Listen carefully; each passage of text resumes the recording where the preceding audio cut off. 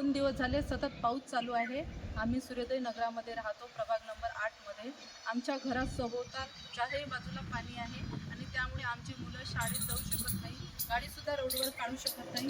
आम्हाला भाजीपालासुद्धा आणायला जाण्याची हिंमत होत नाही। साप सगळे जनावरं हे आजूबाजूला निघतात, त्यामुळे आम्हाला खूप भीतीचा सामना करावा लागतो। मी राहुल रामटेके, प्रभाग क्रमांक 8। मागील 18 वर्षापासून 2018 पासून इथला रहिवासी आहे।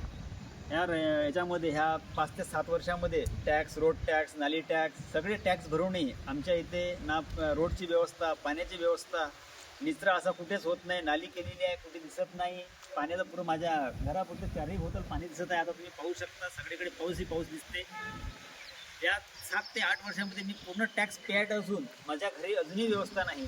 त्यामध्ये माझे मुलं शाळेत जातात तेव्हा त्यांना मुलांना अडचण जाते पाण्याची।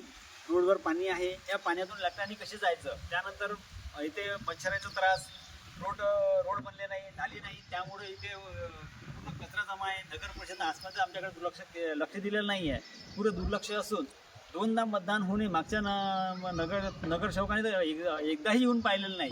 आता ह्या नगरसेवकाने आलं, मेन रोडवर थोडासा मुरुम टाकला, आमच्याकडे येऊनही पाहिलेलं नाही। एक टाकला तर मुरुम कोणता? लाल मातीचा मुरुम आहे। मुरुमच असा म्हणजे गोट्याचा मुरुम नाही की तो पुरा दबलेला, आता चिखल झालेला आहे। जय जिजाऊ, जय ज्योती, जय भीम। आपण सध्या आहो भागापूर साईडला मामानगरीमध्ये, प्रभाग क्रमांक 8 मध्ये। तुम्ही पाहू शकता,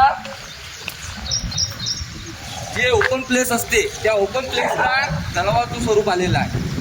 हे कारण काय आहे की अद्यापही या एरियाच्या नाले सफाया झाल्या नाही, नाले बांधणी झाली नाही। 20-25 वर्षाचे घर आहे तिथं, परंतु अजूनही नाले सफाया, नाले बांधण्या न झाल्यामुळे सरळ पाणी पाहू शकता तुम्ही। सांडपाणी असो किंवा पावसाचं पाणी असो, हे सरळ चाललेलं आहे ग्राउंडमध्ये।